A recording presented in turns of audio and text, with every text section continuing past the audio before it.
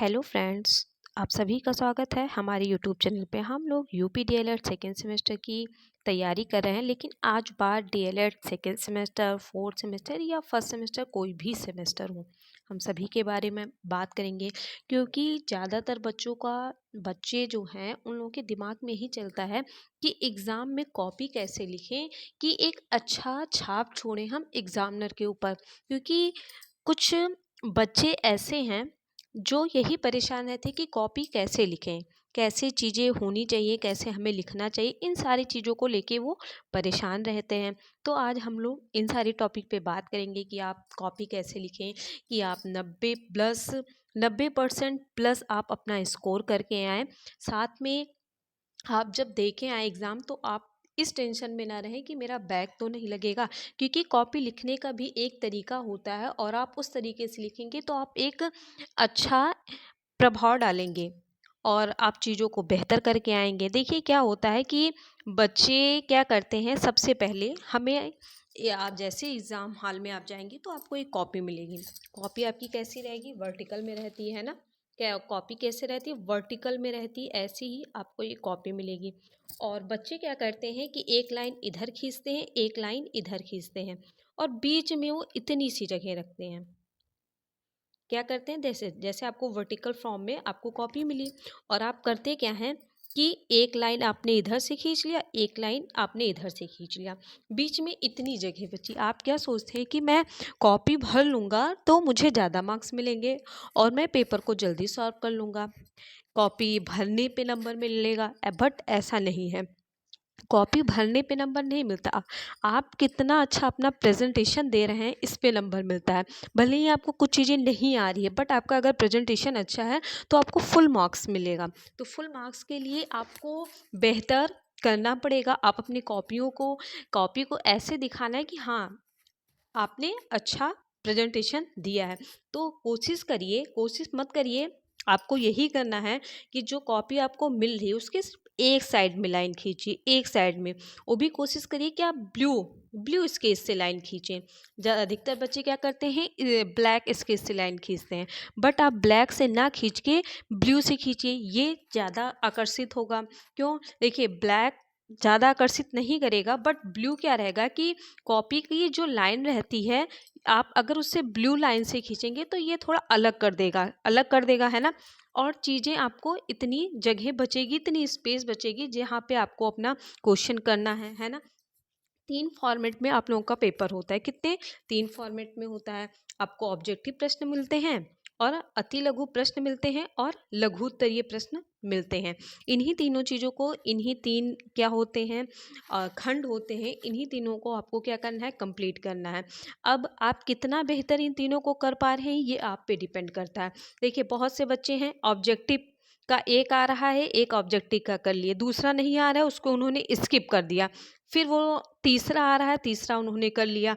फिर चौथा आ रहा है, नहीं आ रहा है उसको स्किप कर दे रहे हैं। फिर पांचवा कर ले रहे हैं और जगह भी नहीं छोड़ रहे हैं। वह चीज़ों को स्किप करते हुए चले जा रहे हैं और जगह नहीं छोड़ते हैं। इस वजह से उनका क्या हो जा रहा है, गलत हो जा रहा है। क्योंकि जब एग्जामिनर कॉपी चेक करता है तो वह स्टार्टिंग के ही चीज़ों को देखता है। अगर आपने ऑब्जेक्टिव आपने और अति लघु को अच्छे से कर लिया, भले ही आपको लघु उतना बेहतर नहीं आ रहा है, लघु उत्तरीय प्रश्न, बट आपने अगर ऑब्जेक्टिव के 5 प्रश्न थे और पांचों आपने अच्छे से कर लिया, आपने पहला भी आपको सही आंसर पता है, दूसरा, तीसरा, चौथा, पांचवा, भले ही आपने, चलिए मानते हैं कि आपको पहला आता था, तीसरा आता था, लेकिन दूसरा और चौथा नहीं आता था, तो आप दूसरे और चौथे के लिए लाइन छोड़ दीजिए। ऐसा नहीं कि आप पहला कर लिए, तीसरा कर लिए, पांचवा कर लिए, फिर दूसरा किसी से पूछ लिए, फिर आप करेंगे, नहीं। आप स्पेस छोड़ दीजिए उसके लिए। पड़ोसियों से हेल्प मिल जा रही है तो आप दूसरा कर लीजिएगा। आप जगह छोड़ते चलिएगा, ऐसा नहीं है कि आप पहला करें, तीसरा करें, पांचवा करें। इस तरीके से मत करिए, चीज़ों को मिक्स करके मत करिएगा। मैं बताती हूँ आगे कि आपको कैसे देखें। आपको कॉपी मिली है ना, कॉपी मिल गई तो आपको वर्टिकल शेप में आपकी कॉपी है। तो आपने क्या किया, आपने लिखा बहुविकल्पीय प्रश्न, बहुविकल्पीय प्रश्न लिखा, उसके बाद आप अंडरलाइन कर दीजिए। अंडरलाइन करिए और आपको लाइनिंग इधर करनी है। किधर? इस साइड में आप लाइनिंग करेंगे और लाइनिंग करने के बाद आपका प्रश्नोत्तर फर्स्ट रहेगा। अगर 25 नंबर का पेपर है तो आपको कितने 5 ऑब्जेक्टिव आएंगे, याद रखिएगा कितने 5 ऑब्जेक्टिव आएंगे।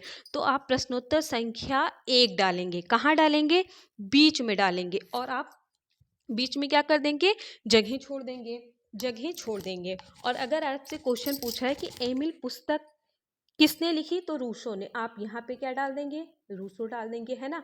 तो ये जो जगह हैं आप यहाँ पे प्रश्नोत्तर संख्या के बीच में ही आप अपना क्या लिख देंगे, आंसर लिखेंगे। तो आप एग्जामिनर कॉपी चेक करेगा तो उसको प्रश्नोत्तर संख्या दिखा, साथ में उसका आंसर मिल गया, वो उसको करेक्ट कर देगा।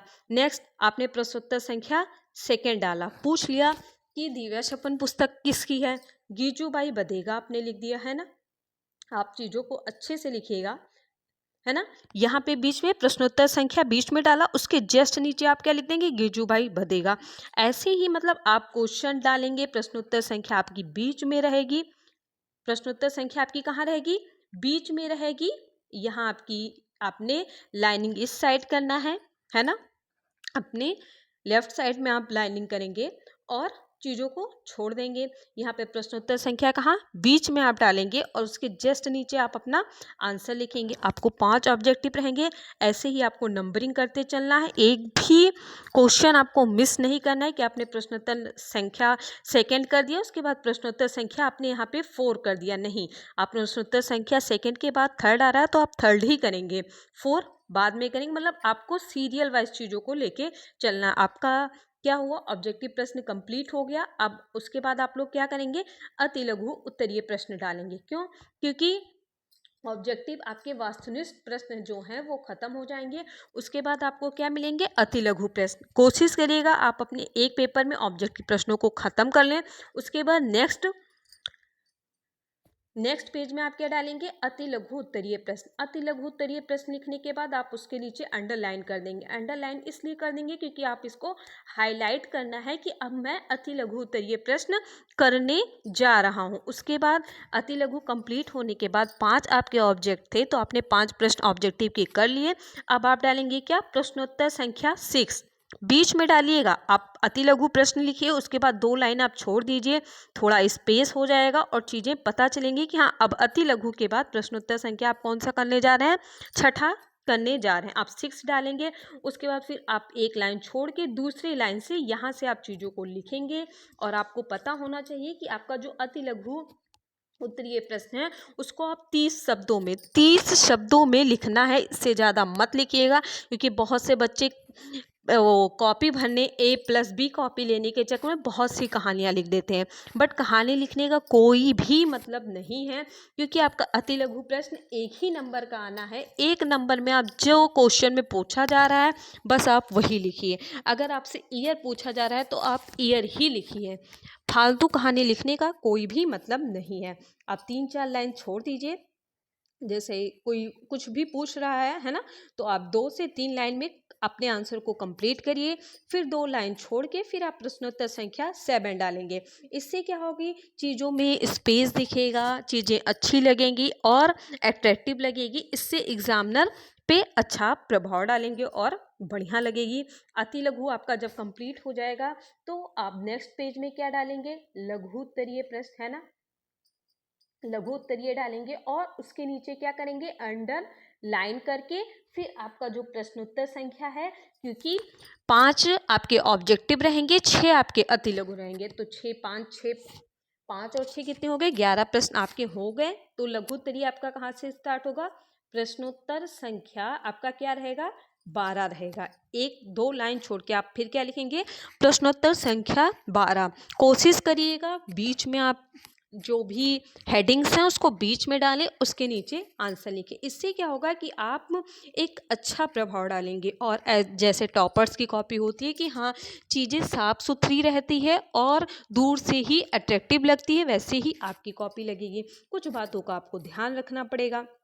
देखिए ध्यान क्या रखना है कि आपको 1 साइड लाइन खींचना है, कॉपी के इस साइड ही सिर्फ लाइन खींचना है, ये नहीं कि आप दूसरे साइड भी लाइन खींचे। हाँ बहुत से ऐसे बच्चे ही खींचते हैं, आप खींचना चाहें तो आपकी मर्जी, बट वो उतना अच्छा इफेक्ट नहीं डालता है। इससे क्या होता है कि एग्जामिनर को लगता है कि बच्चे सिर्फ कॉपी भरने के चक्कर में दोनों साइड लाइन खींच दिए, बट आप दोनों साइड मत खींचे, एक साइड में आप लाइन खींचे। Use only blue black sketch आप यूज़ करिए, सिर्फ ब्लू या ब्लैक स्केच का, और किसी स्केच कलर का आप यूज़ मत करिए। अपनी राइटिंग क्वालिटी अच्छी रखिए, क्योंकि आपकी राइटिंग क्वालिटी अच्छी रहेगी। ऐसा नहीं है, बहुत से बच्चे ये क्या करते हैं कि बता रही हूँ कि बहुत से वैसे बच्चे हैं जो चीज़ों को मतलब दिखाने के चक्कर में कि हाँ बहुत अच्छा लिख रहे हैं, चीज़ें कर रहे हैं, तो वो इतनी स्पेस चीज़ों को लिख दे, इतना स्पेस कर देते हैं कि उसमें चीज़ें समझ ही नहीं आ रहा है। देखिए, पर्यावरण प्रदूषण का अर्थ उसने अगर पूछ लिया तो बच्चे क्या लिखेंगे कि वाह, फिर प्रक्रिया यहाँ लिखेंगे, फिर जिसके यहाँ लिखेंगे। मतलब इतना स्पेस करने की क्या ही ज़रूरत है। इससे आपको लगता है कि ये अच्छा प्रभाव डाल रहा है, तो ये अच्छा प्रभाव नहीं डाल रहा है, ये बहुत ही बुरा प्रभाव डालता है। आप चीज़ों को मिला के ऐसा देखिए, थोड़ी सी स्पेस, चीज़ों में इतनी स्पेस होनी चाहिए कि हाँ चीज़ें पढ़ने में आए, समझ में आए। बहुत ज़्यादा स्पेस नहीं रखना है कि वो बुरा प्रभाव डाले। Complete the question section wise, इसमें सेक्शन नहीं होता है, बट जो भी खंड है उसको खंड वाइज, मतलब जैसे अगर वास्तुनिष्ठ प्रश्न पूछ रहा है, एमसीक्यू कर रहे हैं आप, तो पहले आप एमसीक्यू को कंप्लीट कर लीजिए, फिर आप अति लघु प्रश्नों पे जाइए, उसको कंप्लीट करने के बाद फिर आप लघु उत्तरीय प्रश्नों को जाएंगे। इससे क्या होगा कि आपका माइंड मैप रहेगा कि हाँ मैंने ऑब्जेक्टिव प्रश्नों को कंप्लीट कर लिया है, अति लघु को कर लिया, अब मैं लघु करूँगा। ये दिमाग में नहीं चलेगा कि हाँ मैं लघु कर रहा हूँ, अभी मेरे अति के 2 प्रश्न बचे हुए हैं। तो कोशिश आप ये करिए कि आप सेक्शन वाइज चीज़ों को कंप्लीट करते चलिए। Don't leave any question at any rate, आपको क्वेश्चन नहीं छोड़ना है किसी भी हाल में। क्यों? आपको क्वेश्चन नहीं आ रहा है तो आप अपने पड़ोसियों का हेल्प लीजिए, किसी की भी हेल्प लीजिए, अपने दिमाग में चीज़ों को करिए, सेट करिए, कुछ भी लिखिए, बट आप क्वेश्चन छोड़ के नहीं आएंगे। क्योंकि आप अगर क्वेश्चन छोड़ के आएंगे तो वो आपको मतलब बहुत ही बुरा प्रभाव डालता है, और सीधे ही आपका 1 नंबर चला जाता है। अगर 2 नंबर का क्वेश्चन है तो पूरा ही 2 नंबर चला गया। अगर 1 नंबर का है, पता नहीं एग्जामिनर अच्छा हो वो आपको आधा नंबर दे दे। 2 नंबर का क्वेश्चन 1 नंबर आपको मिल जाए, और बाई चांस कि आपके दिमाग में जो चीज़ें चल रही हो वो सही हो, आपने तुक्का ही मारा और वो सही निकल गया, तो आपको 1 नंबर या 2 नंबर पूरा मिल तो जाएगा। तो आपको क्वेश्चन छोड़ के तो नहीं आना है किसी भी हाल में। आप अपने पड़ोसी की हेल्प लीजिए, आप किसी से भी पूछिए, बट अपने क्वेश्चन को कंप्लीट करके आइएगा। और आपको क्या नहीं करना, इन सब बातों का भी ध्यान रखिए। आप रेड और ग्रीन स्केच का या पेन का आप यूज़ नहीं करेंगे, क्योंकि ये वैलिड नहीं है। रेड और ग्रीन पेन का यूज़ आप नहीं करेंगे, या स्केच का। ये नहीं कि आपने कुछ एमसीक्यू कर दिया, फिर उसी में मिला के अति लघु कर दिया, फिर आप लघु कर दिए, ऐसा नहीं है। आप अगर एमसीक्यू कर रहे हैं तो आप एमसीक्यू करिए, आप वेरी शॉर्ट कर रहे हैं तो उसको कंप्लीट करिए, आप शॉर्ट कर रहे हैं तो उसको कंप्लीट करिए। मिक्स करके चीज़ों को मत करिएगा, क्योंकि ये एक अच्छा प्रभाव नहीं डालता, ये बहुत ही बुरा प्रभाव डालता है। टॉपर्स क्या करते हैं कि चीज़ों को एक लाइन में कंप्लीट करते हैं। पहले वो एमसीक्यू को कंप्लीट करेंगे, आ रहा है, फिर वो वेरी शॉर्ट प्रश्नों को करेंगे, उसके बाद फिर शॉर्ट को करेंगे। मतलब चीज़ें वो एक लाइन में करते हैं। आप इन सब बातों का अगर आप ध्यान रखेंगे तो आप बहुत ही अच्छा नंबर लेके आएंगे। मतलब चीज़ें आपकी सही दिखने में रहेंगी, पढ़ने में रहेंगी। आप खुद ही जिस तरह मैंने बताया चीज़ों को आप करिएगा, उसके बाद खुद अपनी कॉपी को देखिएगा, पेपर कंप्लीट करने के बाद, कि आपकी कॉपी दिखने में अच्छी लग रही है या नहीं लग रही है। अगर कोई और बात है तो प्लीज़ मुझे कमेंट में बताइए। पढ़ाई से रिलेटेड कोई भी जानकारी हो या कुछ भी ज़रूरत हो तो आप लोग कमेंट कर सकते हैं। डीएलएड से जुड़ी आप सभी को सारी जानकारी मिलेगी हमारे चैनल पे, साथ ही हमारे टेलीग्राम चैनल से आप जुड़ जाइए। जो भी पीडीएफ है आप सभी को वहाँ मिलेगा। और आप सभी को एग्ज़ाम के लिए बेस्ट ऑफ लक। अभी से अपनी तैयारियों में आप लगे रहिए और लगातार मेहनत करते रहिए, क्योंकि आपके पास 10 दिन का समय है। 10 दिन में आप कितना बेस्ट कर सकते हैं, इन चीज़ों पे ध्यान रखिए। साथ ही आप एक बार कॉपी मतलब खुद अच्छे से पेपर को सॉल्व करने की कोशिश करिए कि हाँ आप कितने टाइम में एक पेपर को सॉल्व कर सकते हैं। मॉडल पेपर उठा के आप चीज़ों को कर सकते हैं। मिलती हूँ अभी अपने नए सब्जेक्ट के साथ, मतलब अभी मैं हिंदी आप लोगों के सामने लेके आ रही हूँ वीडियो, आप लोग ज़रूर देखिएगा। धन्यवाद।